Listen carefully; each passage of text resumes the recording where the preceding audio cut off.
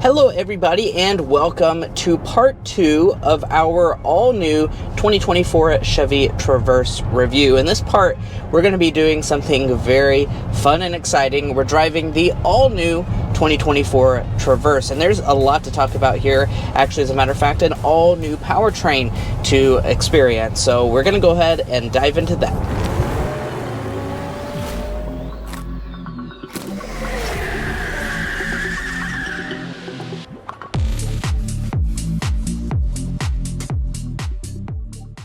Now in this test drive, we're going to be talking about quite a few different things, as you can see on the screen right now, including getting our signature sound level reading going 55 miles per hour. But first, we are going to start with a hard acceleration.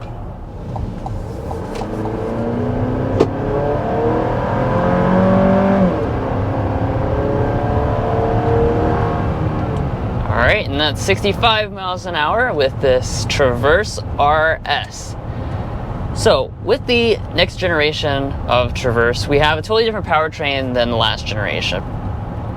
So we have gotten rid of the 3.6 V6, and we now have a 2.5 liter turbocharged 4-cylinder engine. That goes for all trim levels of the Traverse, including this top-end RS. Now with this, we have 328 horsepower and 326 pound-feet of torque. And those are really good power numbers in this segment of vehicle, especially, for a standard engine option. That's quite a bit of power. Yeah, this is an all-new engine for the, Traverse, and certainly I have been very impressed with the power. When you compare this to the vast majority of rivals, such as a Hyundai Palisade, a Kia Telluride, Honda Pilot, Nissan Pathfinder, the rivals go on and on and on. Those power figures are quite a bit higher. It's almost about, I'd say on average, those are about 290 horsepower. So this is around 40 horsepower more. And the torque is really what I think you're going to notice even more than that, because the 2.5 turbo gives you a ton of torque. That's a substantial upgrade over the vast majority of the rivals. Now, the one rival specifically that I will mention still has more power would be the Grand Highlander if you choose the Hybrid Max configuration. So that's still going to have more power than this, but do keep that in mind, that this is going to be more powerful than the vast majority of the competition. Yeah, for a standard engine option, like Mason did already mention, there are some competitors that do offer up-level engine options, whether they're hybridized or not. Another big competitor, of course, is Ford Explorer, that they have, I believe, is 400 horsepower with the ST trim level. So, there are some other options out there that are going to give you additional power over this, but for a standard option, this is quite a lot of power. And again, that torque is really what's impressive, and it moves this admittedly very large SUV around quite nicely.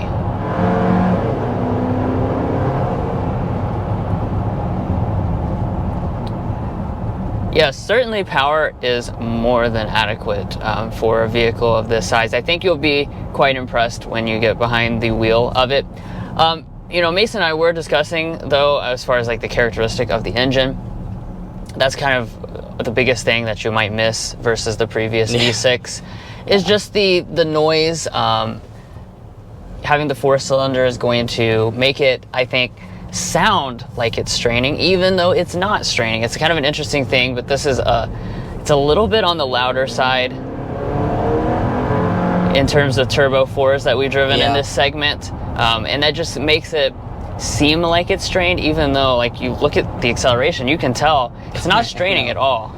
No, I really kind of wish Chevy had maybe done just a little bit of sound amplification or something along those lines, or maybe additional sound deadening to make it seem a little quieter, especially if you compare it to something like a Volkswagen Atlas with their 2-liter turbo 4. That's going to be a lot quieter and a little bit more refined than this. So that would be our main complaint as far as this engine goes. It's definitely not the power. I think it would be the noise.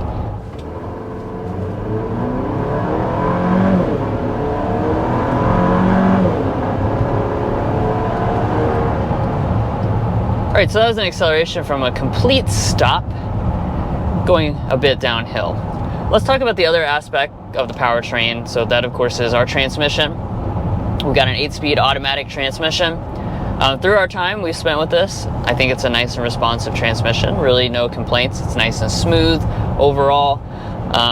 You do have different drive modes that change the transmission tuning just a little bit, and we can talk about that a little bit more. I also, of course, want to mention that we have standard front wheel drive, available all-wheel drive, and if you get the Z71, you have a different all-wheel drive system. It's a more advanced twin clutch all-wheel drive system. Yeah, and if you want to learn more about the Z71 trim level specifically, we do have an upcoming video on just the Z71 where we go over all the features. So more than likely, if you're seeing this video, that video is probably already live on the channel, so you can go see our Z71 specific review. And this is a family SUV. We're just kind of cruising down the highway here, which reminds me to talk about ride quality. So the Traverse really excels in this area. We drove the Z71 yesterday, and then today we're in the RS. And the thing about the RS is that you have the large 22-inch alloy wheels. Now, we do have a special suspension tuning just for this RS, but I know kind of going into this review, I was thinking, okay, are the 22s really going to hurt the ride quality? And here's what I'm going to say about it. We drove it for about an hour already this morning. We've been on quite a few different road surfaces, and I have to say I am very impressed with what Chevy has done here. 22s in this segment are very, very large. It's probably the largest wheel option that you can get in this segment, and when you hit a bump, you can feel some penetration into the cabin, so it's a little bit sportier feeling than some of the other rivals with smaller wheels. However, I think they've done a fantastic job of keeping it very controlled overall. When you're just kind of cruising down the highway here, you are going to notice a very, very comfortable ride quality. I find the seats to be comfortable as well. And of course, keep in mind, if you want even better ride quality, trim levels like the Z71 exist. The Z71 we found to be a little bit smoother overall, as you would expect, because it does have these smaller wheels and larger tires. Right, every single other trim level does have smaller wheel options.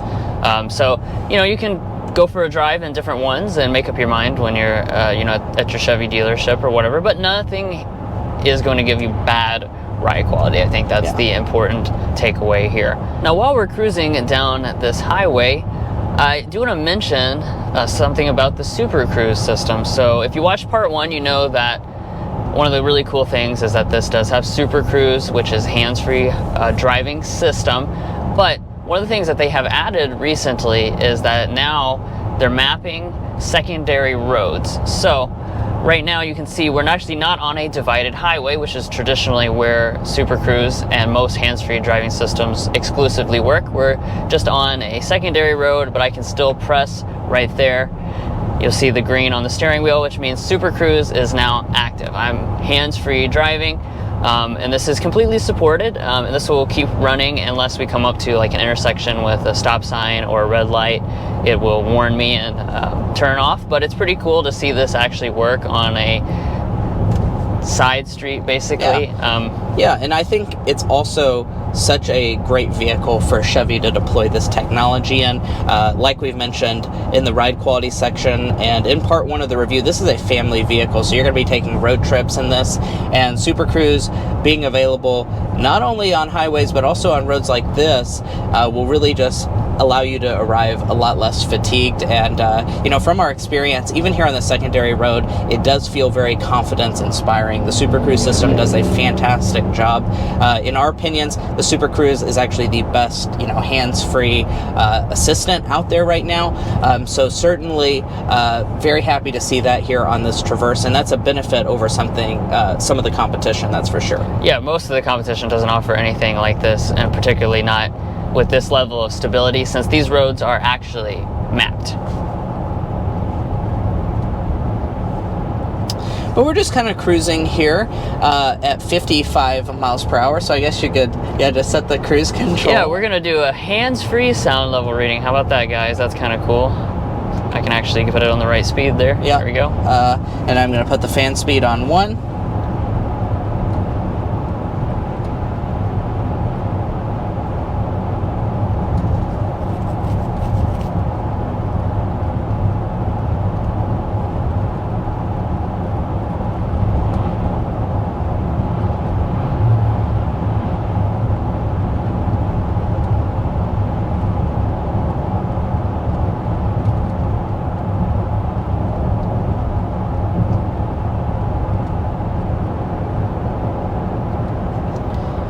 I gave it a little bit longer there because the car was actually having trouble keeping 55 miles per hour. I'm better at it than that. I know, that's what I was going to say. I think you're better than the car. 57.7 decibels is what we were sitting at this morning. And as far as sound level readings, that is a very good sound level reading. I do want to point out, though, we are here in Georgia on a media drive, so that we're not in our home state of Kentucky. We do look forward to getting this Traverse on loan so we can give you that official sound level reading. But for now, that is a very quiet cabin, and I don't have to sit here and guess because I can actually go to carconfections.com/sound level readings, and on our website we posted all the cars that we review on this channel, which certainly is a lot in this segment specifically. We do all of the vehicles, so very impressive sound level reading there. And that does place this Traverse on, around the middle of the pack when it comes to sound level readings. But I will remind you, of course, we'll get our official sound level reading in Kentucky, which I do assume will be quieter than here in Georgia. This road is a little rough. Yeah, this is a rougher road, so I'm very encouraged by that sound level reading on this quality of road.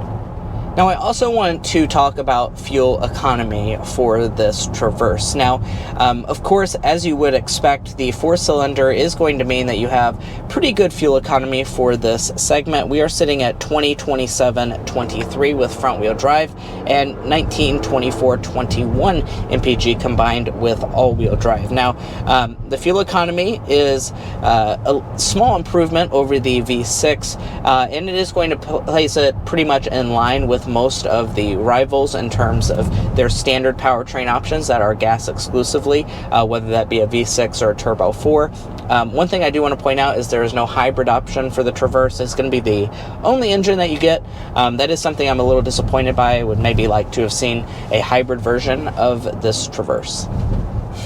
Alright, and let's go ahead and get into our airball and slam dunk, which is our least favorite and favorite element about this all-new Traverse. Drew, kick us off with the slam dunk. So for the slam dunk, we kind of have two. We really debated back and forth, so we're just going to tell you both of them. Obviously, I think the primary one that people care the most about in this segment is space. This segment is moving towards bigger and bigger options, and this is, frankly, the biggest in terms of the maximum cargo capacity. It's absolutely enormous and just very well packaged in terms of that. Additionally, the technology, especially the standard technology, because you get this stuff you see here actually on the base model. That is super impressive. Yeah, stuff that you get on the base model. If you haven't seen part 1, 360 camera standard, heated seats, heated steering wheel, 17-inch display, digital gauges. Those things are big features for a lot of families.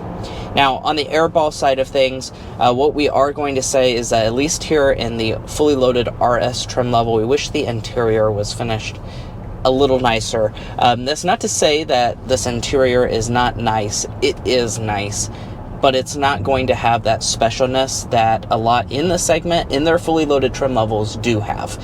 Stuff like a Telluride and Palisade. The one that just drove by, actually. Right. So things like a suede headliner, like wood trim.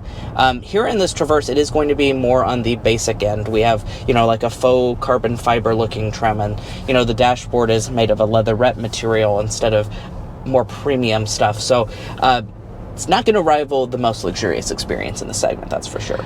Yeah. But they do have the Acadia. Right, so. I was going to say, you just have to keep in mind that if you want that experience, that you will have the Acadia. We haven't quite tested that yet, but that is coming out soon.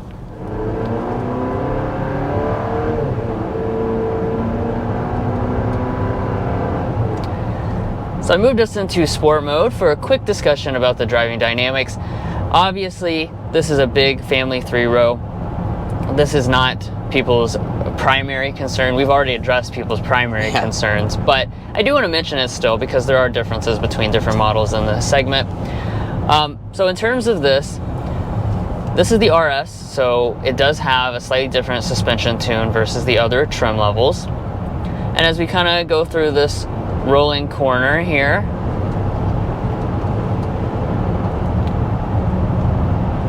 overall, body control is pretty well managed. We had this discussion, it's kind of like splitting hairs, but this probably does body roll a little bit more than the average vehicle in the segment versus, you know, maybe a Telluride, a Palisade, a Highlander, something like that. Not bad though. The steering is lightweight, as you'd expect, fairly responsive. When you put it in the sport mode, definitely the heft is quite a bit more, so that gives you a little bit more of a stable feel when you're going around tighter corners like we are doing right now. Yeah, I think they've done a good job for this vehicle's size, but the size is quite a bit larger than a lot of the competition. You have to keep that in mind. You know, in terms of exterior length, this vehicle comes in, I mean, it's almost 10 inches longer than some of the rivals, especially something like a regular size Highlander.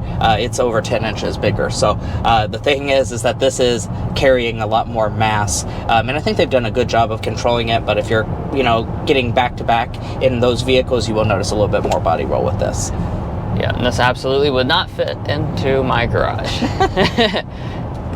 But guys, I think that is where we're going to leave off on part 2 of the all-new 2024 Chevy Traverse review. Hopefully you enjoyed watching the drive portion of this video. We, of course, want to remind you, if you haven't seen part 1 already, where we go over the exterior, the interior, all of those bits and pieces that I'm sure you want to learn about, go watch that part on the channel. It's already live, so you can see all the details about this Traverse. And, of course, if you're not already subscribed to the channel, please hit that subscribe button down below. By subscribing, not only are you going to get access to more automotive content, you're going to be a part of our Car Confections family, and being a part of our family means you're going to have a lot of fun and see a lot of cool cars.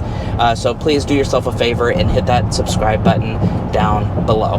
We'll catch you next time as we sample more of the latest automotive delicacies.